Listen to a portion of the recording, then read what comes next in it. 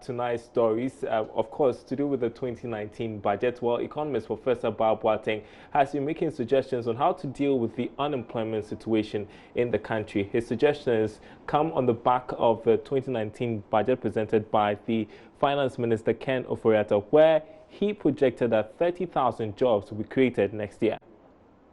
Per estimates in the 2019 budget presentation, government has since 2018 created close to 200,000 jobs through the Youth Employment Agency (YEA) and the Nation Builders Corps (NAPCO) alone. Government through the e-waste management program is planning to create 20,000 new jobs and an additional 7,000 through the YEA by the end of 2019. These are but a few plans to engage the unemployed population to help solve the problem of poverty. However, head of economic department at the University of Ghana, Professor Boateng, explains that this can only be done if employment is generated rather than jobs. Realize that direct employment is what I expect government to be able to capture. It is important to note that you'll be able to reduce poverty if you are able to generate productive employment. So if poverty is suffering, then it means that the missing link has not been taken into account. So I expect all government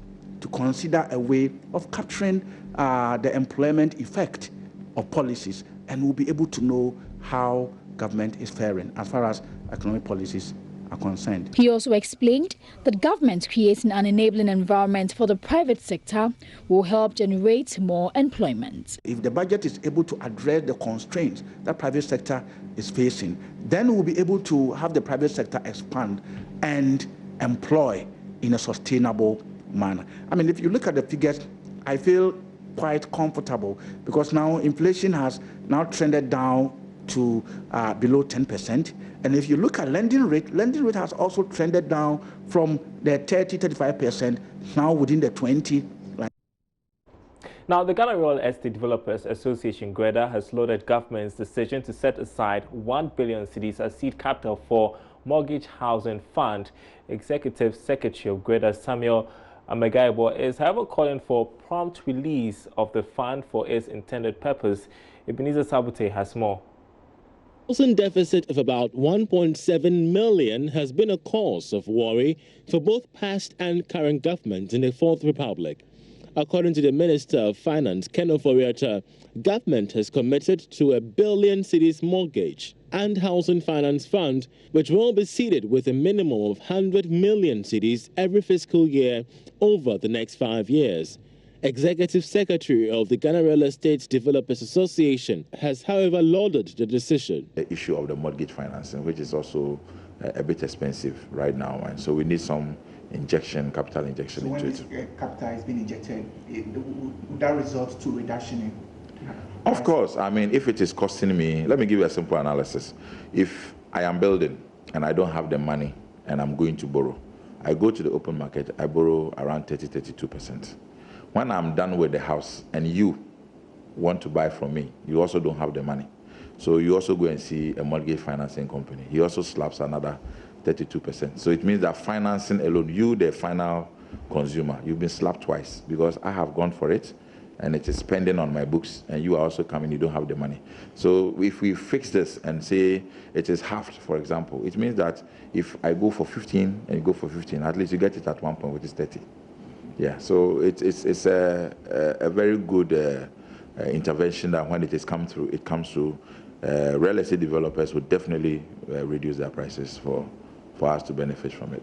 The intervention is expected to support the private sector in expanding access to housing and deepen the local mortgage and construction finance market. However, the GREDA boss expressed worry about the management of the fund.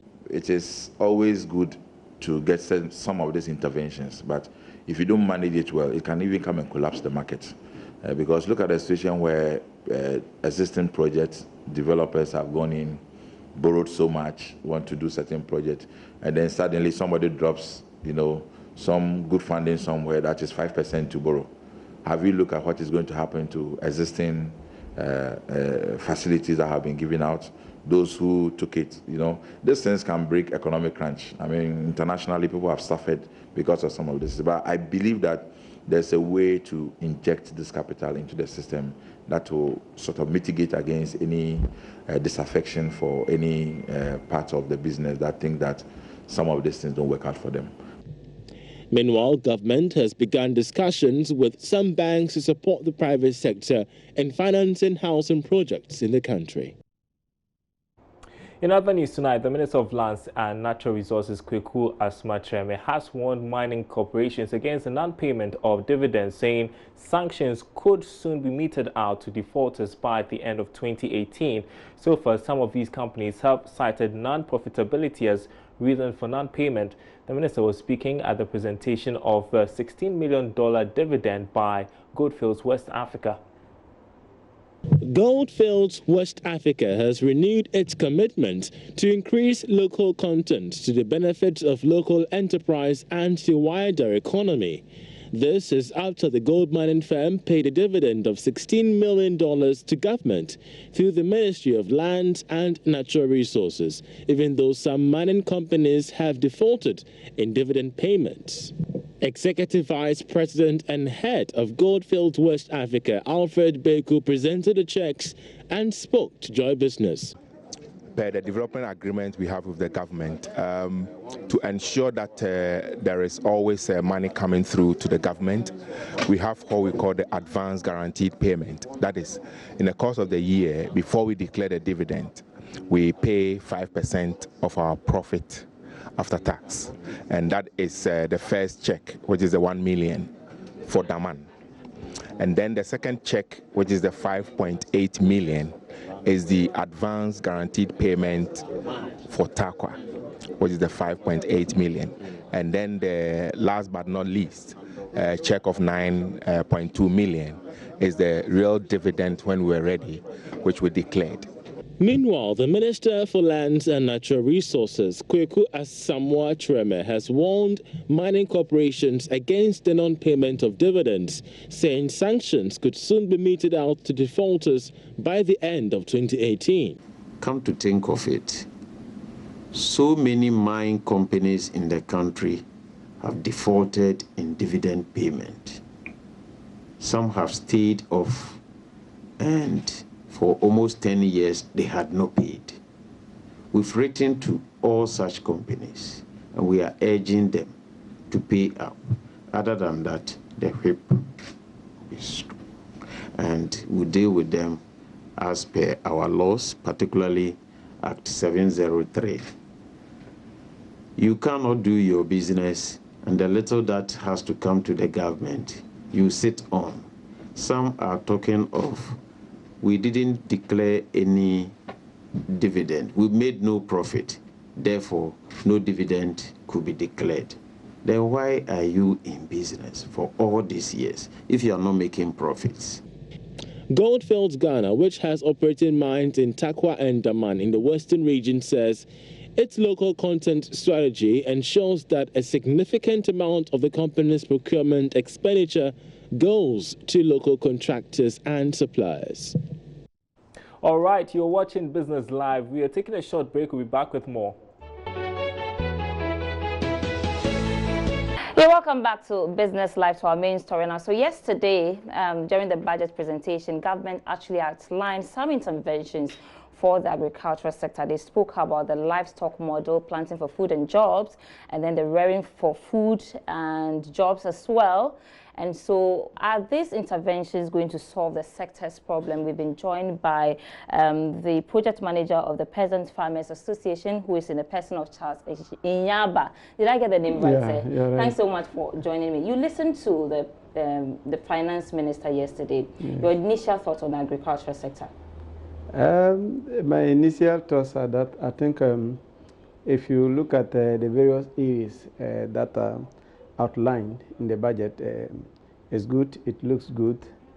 For instance, when the planting for food and jobs was launched in last 2 years, if you spoke to most of the farmers who are our members, there were concerns all over the 10 regions why the focus has been on only crops. Right. Because when you go to a typical smallholder farmer environment, there is no smallholder farmers who do only crops. Right, they do livestock crops, as well. They do livestock and do local poultry. Okay. So certain times, in the event that they need something small to just buy something, you rely on the poultry or the livestock to sell. So that's an exciting news. Yeah, for you. that's exciting. So news. the finance. Or you want to say something before we move on? Yeah, no, but the point is that just announcing that we are going to rearing for jobs alone is not enough to address the problem, because the fundamental problems that are collapsing the poultry industry in Ghana is not necessarily the feed, as we made to believe that 70% of the cost of poultry rearing is only the feed. You see, if you look at the poultry sector, the importation of chicken parts are what is killing the Ghanaian poultry industry. Can't we produce chicken feed in Ghana? We can produce chicken feed. So why are we not doing that? That's the point I'm making. The problem is not about only the feed. You see, we import chicken parts which are contaminated with chemicals. They are so cheap that there is no condition on the which, whether be it in China or wherever, that you'll be able to produce those chicken at the cost at which they are sold for consumers in Ghana. So I'm thinking that the best way to go, the first thing to even start thinking about, how can we reduce the importation of this chicken parts? And what do you think is the best way to do that? The first thing I was expecting to see imposition of taxes. We should have increased taxes on importation of chicken parts and red meat and those things. This would have been the first thing. Now we talk of reducing cost of production of raw material used for processing feed, like maize, soya, and then fish. But we've not done that. So to me, I think the approach, maybe within the process, maybe government might want to review, but we need to reduce the amount of chicken parts that we allow into this country. Right. I mean, the planting for food and job has been there before this new introduction. Will you say the planting for food and job has been well managed and properly handled to solve the sector's problem? Planting for food and jobs is addressing, you see, if you look at the crop subsector, where the planting for food and jobs is focusing, we have production component, we have a harvesting component, we have a processing component, and then we have marketing. But if you look at from 2016, 2017, 2018, the focus has been on providing farmers with fertilizer. Right. And which they stated yesterday that they're going to increase that as well. Which to me, I think on many occasions, we try to make Ministry of Food and Agriculture understand that our problem is not only chemical fertilizer. The chemical fertilizer is even spoiling our soil.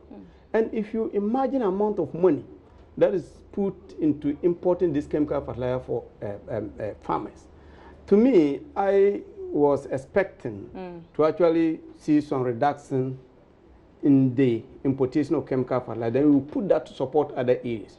You see, today, even though there are a series of interventions that are outlined in the budget to address post-harvest losses, but still, we are still having post-harvest losses. I'm telling you, vegetables we have between 60, and there are some occasions we have 100% losses.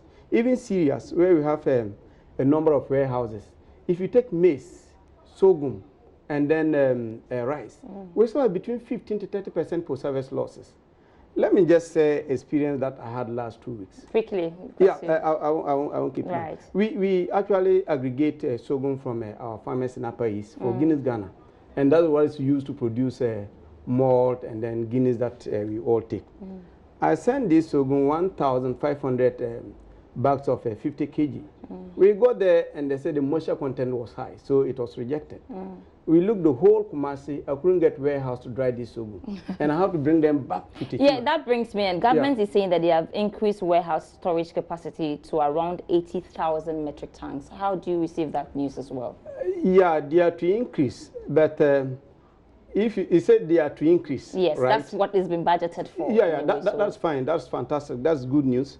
But I think that if you talk of warehouses, sometimes we don't really understand the concept of warehousing very well. Warehouse contains a series of things. Right. You understand? We need to have a moisture meters. We need to have aflatoxin testers. We need to have dryers. We need to have cleaners. We need to have all those things. What we did in the past is we just built a structure and put there and say this is warehouse. And even that is not enough. You understand? So what government need to do is to create a platform for public-private partnership in terms of managing the warehouses. Because in the past, we saw a situation where warehouses were created across the country. Right. We couldn't manage them within a year or two. All those warehouses were abandoned.